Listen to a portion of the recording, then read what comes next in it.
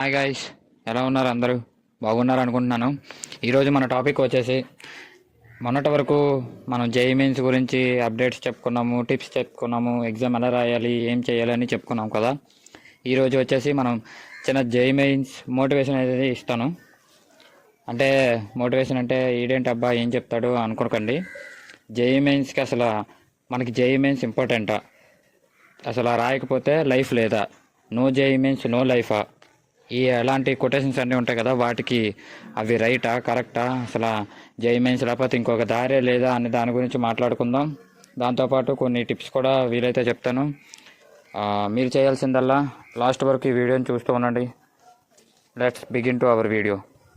ఎవరెవరైతే భయపడుతున్నారో, అరే JEE mains ఇంకా దగ్గరికి వచ్చింది, చాలా దగ్గరలోనే ఉంది, నేను ఇంకా ఏం ప్రిపేర్ అవ్వలేదు, ప్రిపేర్ అయ్యాను కానీ ఏం గుర్తు రావట్లేదు, గుర్తు రాకపోతే ఏం చేయాలి, ఇలాంటి భయంలో ఉంటారనమాట. ఫస్ట్ మీరు జేఈ మెయిన్స్ ఎగ్జామ్ దగ్గరలో ఉందనే విషయాన్ని కొంచెం పక్కన పెట్టండి, మర్చిపోకండి, కొంచెం పక్కన పెట్టండి. ఎగ్జామ్ వస్తుంది, ఏ ఎగ్జామ్ అయినా తన డేట్ వచ్చేటప్పటికి వచ్చేస్తుంది. మీరు బీ ప్రిపేర్డ్గా ఉండాలి, అర్థమైందా? సో మీరు ఎగ్జామ్ వచ్చిందని కంగారు పడద్దు. ఎగ్జామ్ వచ్చింది, ఇన్ని సంవత్సరాలు ఇన్ని రోజులు చాలా చాలా కష్టపడ్డారు, రాత్రి పడుకోకుండా పగలు మొత్తం అన్నీ కష్టపడుతూ చదువుతూ తప్పులు వస్తుంటే సరి చేసుకుంటూ ఇవన్నీ చేసుకుంటూ చేసుకుంటూ చేసుకుంటూ మీరు చాలా నేర్చుకొని జేఈ మెయిన్స్ ఎగ్జామ్కి అయితే ప్రిపేర్ అయ్యారు. సో ఈ ప్రిపేర్ అయ్యిందంత వేస్ట్ అవ్వకుండా ఉండడానికి జేఈ మెయిన్స్ ఎగ్జామ్ రాగానే మీరు భయపెడితే ఈ మీరు ప్రిపేర్ అయ్యారు కదా, అది మీరు ఒకవేళ 100% ప్రిపేర్ అయితే అందులో ఒక 20% ఈ భయం వల్ల మర్చిపోతారు. సో మీరు ప్రిపేర్ అయ్యింది చాలా ఉన్నా మీరు ఎగ్జిక్యూట్ చేసేది చాలా తక్కువ ఉంటుంది. సో మీరు ఫస్ట్ భయాన్ని పక్కన పెట్టండి. ఎగ్జామ్ వచ్చింది, రానియండి, ఎగ్జామ్ వస్తుంది, మీరు ప్రిపేర్ అయ్యి ఉన్నారు, మీరు స్ట్రాంగ్ ఉండండి. ఓకే, ఎగ్జామ్కి వెళ్ళిన తర్వాత నేను చెప్పిన టిప్స్ అవన్నీ నేను లాస్ట్ నా ఛానల్లో వీడియోస్ ఉంటాయి, అవి పాటించండి. ప్రశాంతంగా మీకు వచ్చినవి చేయండి. అయిపోయింది, ఎగ్జామ్ అయిపోయిన తర్వాత వచ్చి ప్రశాంతంగా ఉండండి. మీరు భయపెడితే మీకే లాస్ అక్కడ. సో భయపడకండి. ఎగ్జామ్ అన్నాక చిన్నపాటి ఫియర్ అనేది ఉంటుంది, కానీ మీరు ఆ ఫియర్ని ఎప్పుడైతే ఓవర్కమ్ చేస్తారో సక్సెస్ అవుతారనమాట. జేఈ మెయిన్స్ చాలామందికి జేఈ మెయిన్సే ఇంపార్టెంటా, ఇంకేమీ లేవా ఆల్టర్నేట్ అంటే ఉన్నది bro.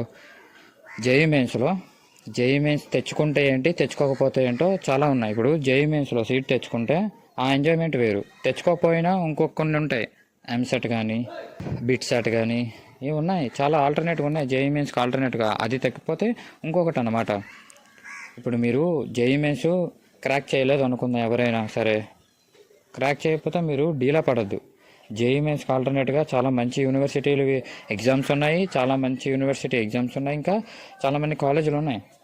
Okay, so JEE mains miss అయిపోయినా మీరు ఏమీ ఫీల్ అవ్వద్దు. మీకు ఇంకా బిట్ సెట్ ఉంది ఆప్షన్గా, విట్ ఏపీ, విట్ చెన్నై యూనివర్సిటీ, విట్ వెల్లూరు, ఇవన్నీ ఉన్నాయి. ఈ ఎగ్జామ్స్ రాయొచ్చు మీరు. ఇందులో కూడా సీట్ వచ్చినా మీకు మంచి క్వాలిటీ ఆఫ్ ఎడ్యుకేషన్ ఉంటుంది, మంచి క్వాలిటీ ఆఫ్ ప్యాకేజెస్ ఇస్తారు. మీరంతా చేయాల్సిందంతా ఇప్పుడు జేఈ మెయిన్స్ కొట్టేస్తే మీ లైఫ్ డిసైడ్ అయిపోద్ది కాదు. జేఈ మెయిన్స్ కొట్టిన తర్వాత కూడా ఇంకా 4 years 5 years మీరు కష్టపడుతూనే ఉండాలి. ఎంత కష్టపడతారంటే దెబ్బకి ఇంకా ఆ 4 years చేసిన మీ హార్డ్ వర్క్ నెక్స్ట్ 40 years గుర్తుండాలి, అర్థమైందా? సో మీరు ఏం చేసినా సరే ఫర్దర్ ఫ్యూచర్ గురించి ఆలోచిస్తూ చేయండి అనమాట. ప్రజెంట్ మీరు చదివారు, జేఈ మెయిన్స్ చదివేశారు, ఎగ్జామ్ దగ్గరికి వచ్చింది, భయపడద్దు. ప్రిపేర్ అయ్యాను, రాస్తాను, ఎంత వస్తే అంత, అలా ఉండండి.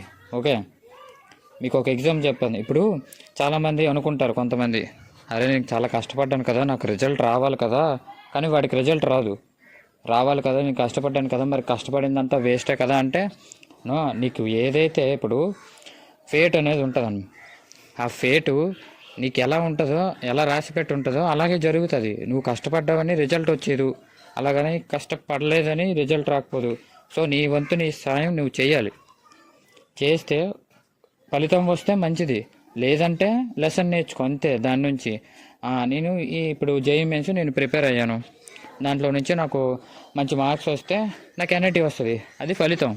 నాకు జేఈ మెయిన్స్ సీట్ రాలేదు, దాని నుంచి నాకు ఇంకొక ఫలితం కూడా ఉంది, నేర్చుకున్నాను, నేను కాన్సెప్ట్ చాలా నేర్చుకున్నాను. అవి నాకు ఎక్కడ ఉపయోగపడతాయి, నెక్స్ట్ ఎగ్జామ్కి కానీ నెక్స్ట్ యూనివర్సిటీకి వెళ్తే అక్కడ రిపీటెడ్ టాపిక్స్ ఉండొచ్చేమో నేను చదివినవి, అక్కడ ఉపయోగపడుతుంది. నువ్వు చదివింది ఏది వృధా పోదు. నువ్వు చదివింది ప్రతిదీ ఇంపార్టెంటే, ప్రతిదీ ఉపయోగపడుతుంది నీకు ఫ్యూచర్లో.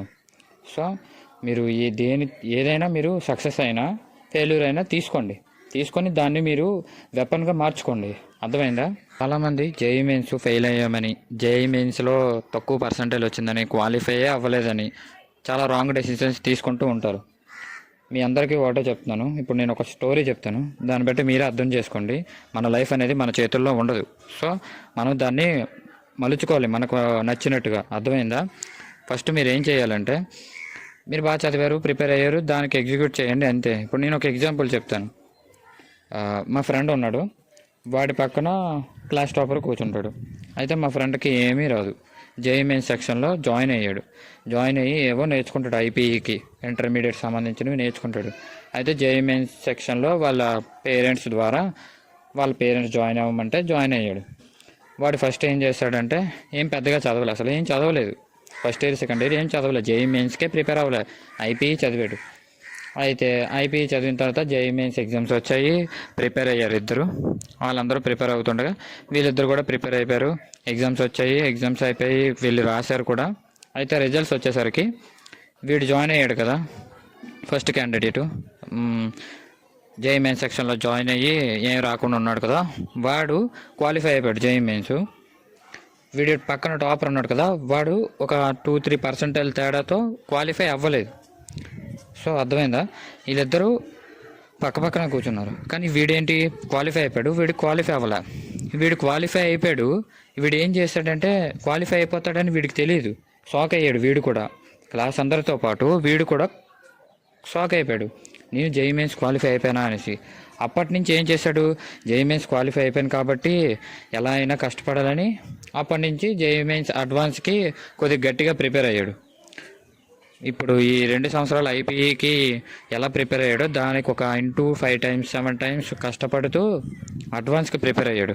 దానివల్ల వాడికి ఐఐటీలో సీట్ వచ్చింది. చూసారా? ఎక్కడో ఇంటర్మీడియట్లో వీడు చదువుకున్నప్పుడు వీడు ఏమీ చేయలేడు, వీడికి చేత కాదు అనేసి క్లాస్ మొత్తం అనుకున్నప్పుడు వీడు ఐఐటీలో సీట్ కొట్టాడు. అర్థమైందా? So life is unpredictable. మీరేం చెప్పలేం ఏం జరుగుతుంది అనేది. మనం ఇప్పుడు కష్టపడ్డాము అనేది మనకి సీట్ వచ్చేయాలని ఉండదు, కష్టపడలేదనేసి సీట్ రాకూడదు అని ఉండదు. మనం బీ ప్రిపేర్డ్గా దేనికైనా సిద్ధంగా ఉండాలి. సో అందరూ మీరు చేయాల్సింది బాగా ప్రిపేర్ అయ్యారు. ఎగ్జామ్ ముందు మీరు ఏమి కొత్త టాపిక్స్ అనేవి రివైజ్ చేయొద్దు. ఏవైనా టిప్స్ కావాలంటే నా ఛానల్లో నేను పెట్టిన వీడియోస్లో ఉంటాయి, వాటిని చూసి వాటిని ప్రాక్టీస్ చేస్తూ ఏదో ఒకటి. మీకు చీట్ కోడ్స్ రావాలంటే కింద కామెంట్ సెక్షన్లో తెలియజేస్తే నేను చీట్ కోడ్స్ చెప్తాను. జేఈఈ మెయిన్స్కి చీట్ కోడ్స్ ఉంటాయి, కొన్నే, అన్నీ కాదు, కొన్ని ఉంటాయి. మీకు చెప్తారు చాలామంది ఉండవని, ఉంటాయి, కొన్ని ఉంటాయి. మీకు కావాలంటే కింద కామెంట్ సెక్షన్లో చెప్తే నేను చెప్తాను. అండ్ ఈ వీడియో ఇంతవరకే.